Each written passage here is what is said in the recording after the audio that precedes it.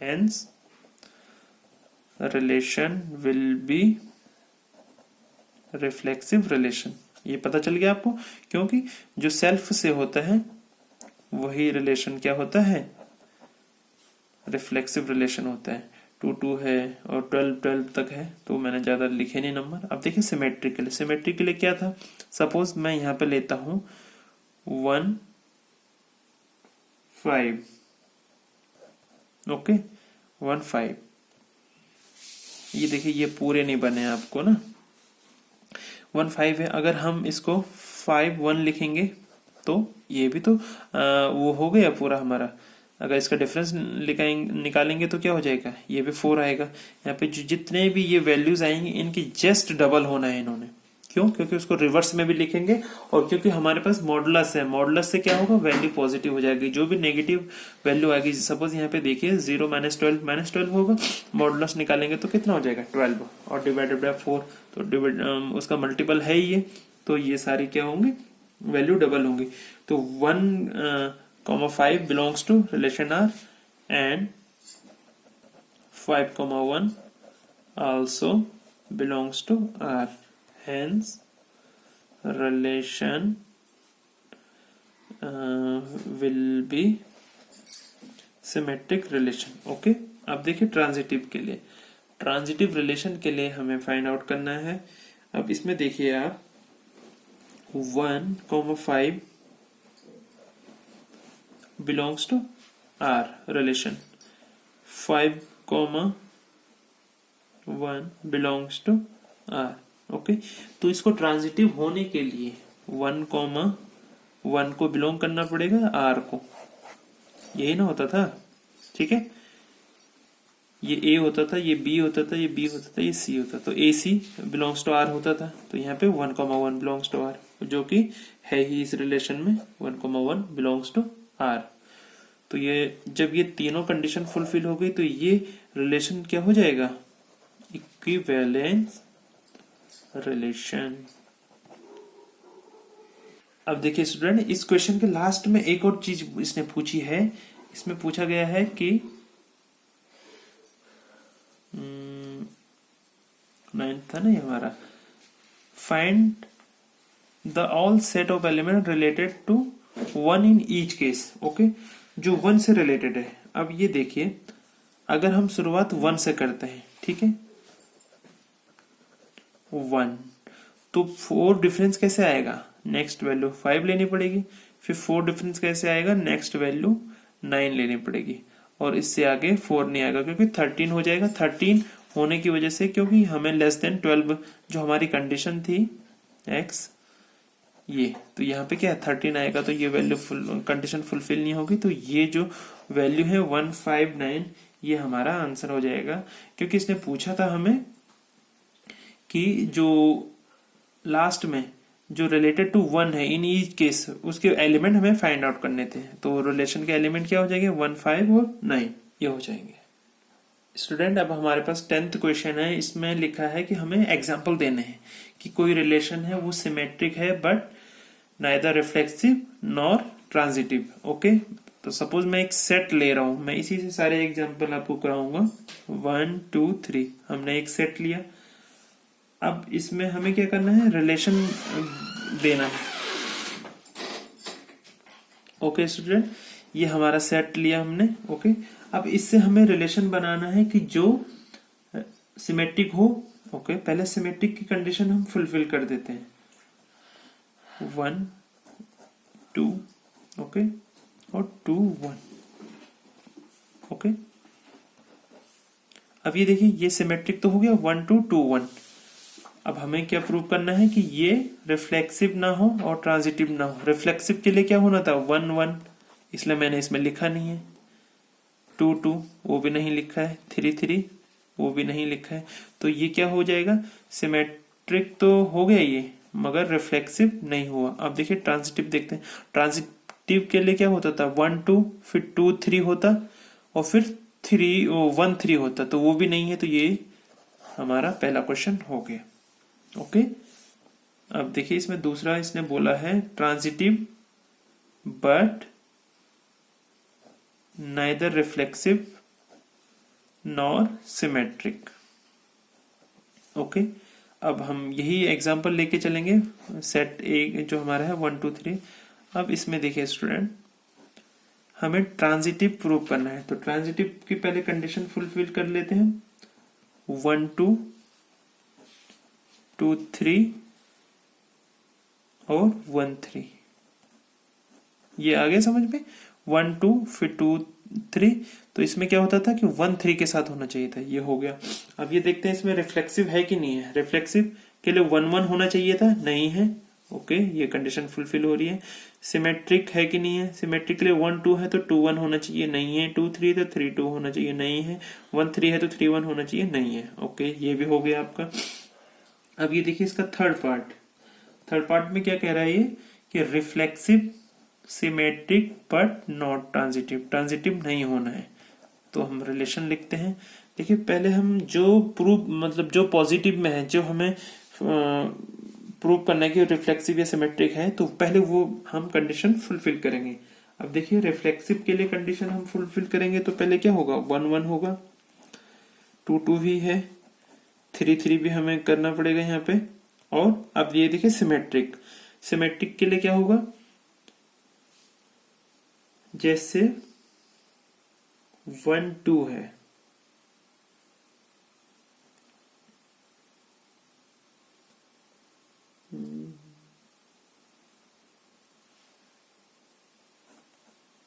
One two, और यहाँ पे लिख देते हैं 2 3 और 3 2। तो अब यहाँ पे देखिए ट्रांजिटिव होने के लिए 1 1 था, 1 2 ये है, 1 2 है, 2 3 है, मगर हमने क्या किया 1 3 नहीं लिखा है। ओके, देखिए ट्रांजिटिव रिलेशन होने के लिए क्या होना था, 1 1 है हमारे पास, 1 2 है, 1 2 है, 2 3 है, तो 1 3 होना चाहिए था, वो हमने लिखा नहीं। तो ये क्या हो जाएगा, ये वाले रिलेशन की कंडीशन हमारी फुलफिल हो जाएगी। अब जल्दी से एक और देख लेते हैं इसमें, reflexive transitive but not symmetric. ठीक है, इसमें भी देख लीजिए, ये कंडीशन हमको फुलफिल करनी है। रिफ्लेक्सिव, तो रिफ्लेक्सिव के लिए सबसे पहले 1 1 ये तो मस्ट है, 2 2 एंड 3 3। अब देखिए ट्रांजिटिव, ट्रांजिटिव की कंडीशन फुलफिल करने के लिए 1 2, ओके, देन 2 3, 1 2 2 3 और 1 3। ठीक है, रिफ्लेक्सिव हो गया, ट्रांजिटिव हो गया, अब इतना ही रहने देते हैं। अब सिमेट्रिक देखते हैं ये इसमें है कि नहीं। तो सिमेट्रिक के लिए क्या होना था, सपोज यहाँ पे 1 2 है तो 2 1 होना चाहिए, हमने लिखा नहीं। 2 3 है तो 3 2 होना चाहिए, हमने वो भी नहीं लिखा। 1 3 है तो 3 1 होना चाहिए, वो भी नहीं लिखा। तो ये कंडीशन फुलफिल हो रही है। एक और ऑप्शन पार्ट है इसमें, वो भी देख लेते हैं। फिफ्थ पार्ट है, इसमें हमसे पूछा गया है symmetric transitive but not reflexive. तो देख लीजिए जो हमारा रिलेशन बनेगा पहले सिमेट्रिक के लिए, तो सिमेट्रिक के लिए 1 2, देन हमें 2 1 नोट डाउन करना पड़ेगा, देन 2 3 3 2 भी होगा,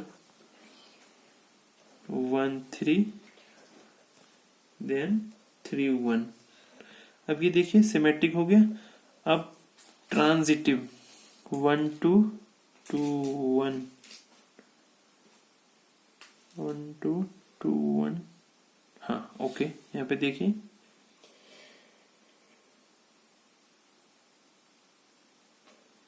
2 3 3 2 1 1। तो ये देखिए यहाँ पे इसकी सारी कंडीशन फुलफिल हो रही है। 1 3 3 1 1 3 तो 3 1 देन वो। अब देखिए रिफ्लेक्सिव कब होता, अगर 1 1 होता तो रिफ्लेक्सिव की कंडीशन फुलफिल नहीं हो रही, तो ये वाली कंडीशन भी फुलफिल हो गई। तो ये एग्जांपल थे, आप अपनी तरफ से कुछ भी एग्जांपल इसमें ऐड कर सकते हैं। इसमें देखिए स्टूडेंट 1 2 था, ठीक है, देन 2 3, तो 1 3 होना चाहिए था, वो यहाँ पे है, तो ये ट्रांजिटिव की कंडीशन भी फुलफिल हो रही है। रिफ्लेक्सिव के लिए 1 1 2 2 3 3 है नहीं, तो उसकी कंडीशन सेटिस्फाई नहीं हो रही। तो ये एग्जांपल होता है हमारा। देखिए स्टूडेंट, आप हमारे पास है क्वेश्चन नंबर 12, इसमें हमें प्रूव करना है so that the relation are defined in the set of A all triangles as are T1 T2 such that T1 is similar to T2। ये हमें एक रिलेशन दिया है T1 similar to T2। Equivalence in is equivalence relation। Consider three right angle triangles T1 with side 3 4 5, T2 with side 5 13 and 12, T3 6 8 10। Which triangle among T1 T3 are related? Related means वो उनमें कुछ similarity होगी, क्योंकि ये हमारे यहाँ पे एक प्रॉपर्टी दी है सिमिलर ट्रायंगल की। तो यहीं से आपको ये अंडरस्टूड होना चाहिए कि ये कौन सी प्रॉपर्टी से क्वेश्चन को रिलेट कर रहा है। ओके, तो ये देखिए हम यहाँ पे 3 ट्रायंगल ले लेते हैं, और यहाँ पे ध्यान देने वाली बात है, ये राइट एंगल ट्रायंगल है। राइट एंगल ट्रायंगल तो इसमें इसलिए दिया इसने क्योंकि ये जो साइड है उसके हिसाब से 3 4 5 ये T1 हो गए, ये T2 हो गए, ये T3 हो गए। अब ये देखिए ये है 5 12 13। इनका अरेंजमेंट आई होप आपको अंडरस्टूड होगा। ये पाइथागोरस थ्योरम के अकॉर्डिंग है 6 8 10। ओके, अब यहाँ पे देखिए आप इस T1 और T3 को देखिए, ठीक है, इनकी जो साइड है उनका एक रेशियो देखिए यहाँ पे। तो आप ये यहाँ पे देखिए, अगर गौर करेंगे तो 3 6 4 8 5 10, और इनके साथ कुछ रेशियो इनका मिक्स नहीं हो रहा। यहाँ पे देखिए 1:2 हो रहा है इनमें, हो रहा है ना, हो रहा है। देखिए 3 divided by 6 equals to 4 divided by 8 equals to 5 divided by 12 1:2।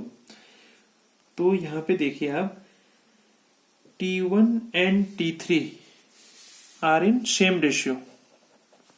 T1 and T3 are in same ratio, hence T1 is similar to T3।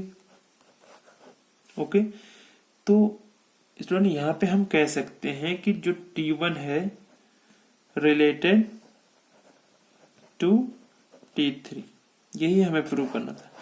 देखिए जो ये क्वेश्चन है, एक ये वाला जो 12 नंबर कराया मैंने और 9th वाला, ये बहुत इंपॉर्टेंट है। ये आपके एग्जाम के पॉइंट ऑफ व्यू से बहुत ही इंपॉर्टेंट क्वेश्चन है।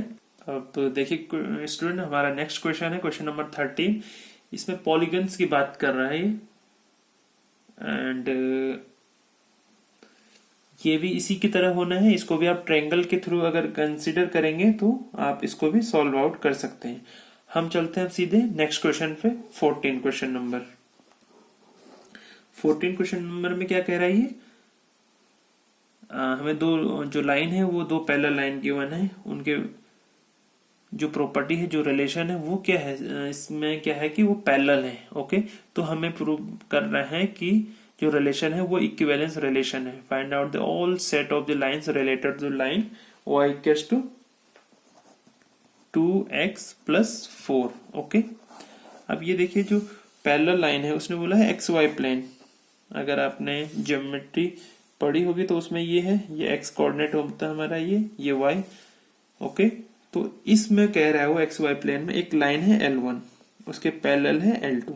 ओके, तो इसको, इस रिलेशन को जो पैरेलल है ये, इसको हमें फाइंड आउट करना है, ये इक्विवेलेंस रिलेशन है। ओके, तो देखिए अगर ये रिफ्लेक्सिव रिलेशन है तो कैसे प्रूव करेंगे। देखिए एक लाइन है हमारे पास L1 लाइन है। अब ये देखिए जो लाइन होती है, each and every line itself parallel to itself. Okay, वो क्या होती है, अपने पैरेलल, और या उसको हिंदी में बोलते हैं हम समानांतर। तो वो अपने समानांतर खुद ही होती है हर एक लाइन। ओके, तो ये कंडीशन फुलफिल होती है हमारी रिफ्लेक्सिव रिलेशन की, और सॉरी हाँ। अब इसके बाद symmetric relation. Okay, symmetric relation में क्या होता है, देखिए L1 जो लाइन है ये है, तो हमें गिवन ही है कि ये किसके पैरेलल है, L2 के। ओके, तो अगर ये इसके पैरेलल है तो ये सिंपल सी बात है, और ये अंडरस्टूड है कि ये L2 इसके पैरेलल होगा, L1 के पैरेलल L2 है तो L2 के पैरेलल L1 होगा, क्योंकि ये दोनों पैरेलल लाइंस हैं, तो ये कंडीशन भी हमारी फुलफिल हो रही है। अब ये देखिए ट्रांजिटिव रिलेशन की एक और हम कंसिडर कर देते हैं लाइन यहाँ पे L3। अब यहाँ पे देखिए L1 पैरेलल किसके है, नहीं सॉरी, L1 के पैरेलल L2 है, L2 के पैरेलल L3 है। अब देखिए ये दोनों लाइन, ये इसके पैरेलल है, ये इसके पैरेलल है, तो ये भी अंडरस्टूड है कि L3 पैरेलल होगी L1 की, और यही सब आपने लैंग्वेज में लिखना है। ओके, तो ये हमारे तीसरे इसकी भी कंडीशन क्या हो रही है, फुलफिल हो रही है। और इसको अगर हम वैसे उसमें लिखें, अगर देखिए रिफ्लेक्सिव रिलेशन के लिए, तो L1 बिलोंग्स टू R, तो ये हमारा रिफ्लेक्सिव रिलेशन होगा। अब इसमें अगर सिमेट्री की बात करेंगे तो L1 L2 belongs to R। Okay, so L2 L1 will belong to R। अब यहाँ पे देखिए L1 L2 belongs to R, L2 L3 belongs to R, hence L1 L3 belongs to R। ठीक है, तो ये हमारा जो रिलेशन है पैरेलल का वो क्या है, इक्विवेलेंस। ये स्टूडेंट मैंने आपको एग्जांपल में भी बताया था, और इसी के जैसा मैंने आपको परपेंडिकुलर वाला उसमें केस बताया था।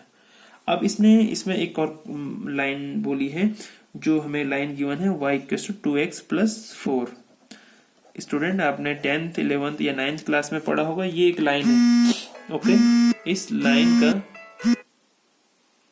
जो स्लोप होता है ये होता है, लाइन को इस फॉर्मेट में लिखते हैं y=mx+c। तो कंपेयर करेंगे तो यहाँ पे जो स्लोप है इसका m वो 2 है और ये c है। तो अगर आपको ग्राफ की नॉलेज होगी तो इसका जो डायग्राम बनेगा कुछ इस तरीके से बनेगा, 0 1 2 3 4 1 2 3 4 5। तो ये लाइन ऐसे जाएगी y=2x+4। ओके, तो यहाँ पे हमने देखना है, हमें फाइंड आउट करना था कि all set of lines, find out the set of lines related to the line इसके। ओके, तो यहाँ पे देखिए जो लाइन इससे रिलेटेड होंगी या मीन्स इसके पैरेलल होंगी, वो उनका स्लोप सेम होगा, वो ऐसे होंगी, कोई इसके बगल से ऐसी, कोई इसके बगल से ऐसी होगी, तो ये तो सब सेम होगा y=2x प्लस। अब जो ये वेरिएबल है, सॉरी ये जो कांस्टेंट वैल्यू है c, तो ये वेरी करेगी और ये क्या होगा, ये होगा एक रियल नंबर। ओके, ये आपको समझना है। देखिए अगर वो लाइन अगर यहां से जाती तो उसकी इक्वेशन हो जाती y=2x+1, ऐसी ही y=2x+2 अगर वो यहां से गुजरेगी ये वाली लाइन। ओके, तो यहाँ पे थोड़ा मैथमेटिकली हम इसको ऐसे लिखेंगे,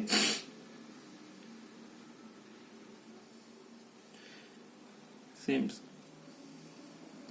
ठीक है, the set of all lines related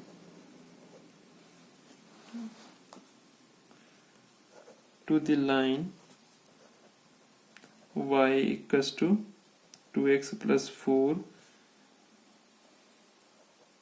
in the set of all lines are parallel to the line y=2x+4। okay,